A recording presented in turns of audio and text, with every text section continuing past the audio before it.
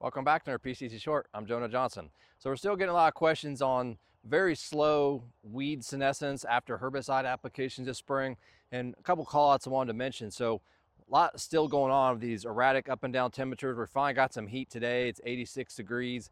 Hopefully the crops will take off in the short burst, but again, it's going to cool off next week. And so with that, even though his plants are starting to senesce, it's going to slow that process. So something as simple as annual bluegrass, which is very prevalent this year, it's all going to seed as much of our winter annuals are right now. So when you think about simple as glyphosate application that got applied, good timing, decent weather, rates and adjuvants were all there. We're still starting to see questions, why is this stuff not dying? We're used to seeing it die 5 to 7 days in a normal year, right?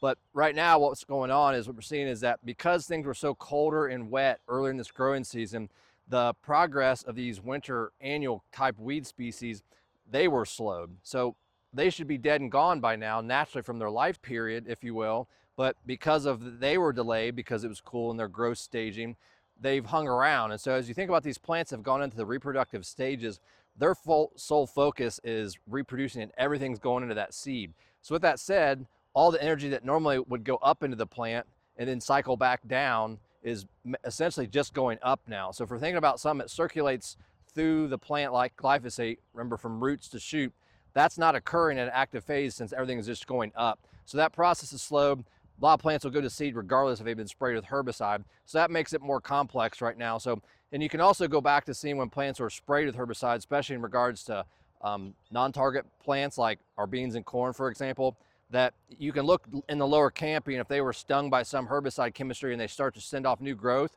which you'll see in some of the upcoming pictures, is that's a way you can tell that crop is going to be okay, is that you can see the phytotoxicity down low, but if there's new growth coming out, those plants are going to be okay. So just a couple thoughts as you're scouting your fields this week, unfortunately, till the next rain comes. So for more, follow us on PCTnutrients.com. I'm Jonah Johnson. Thanks for watching.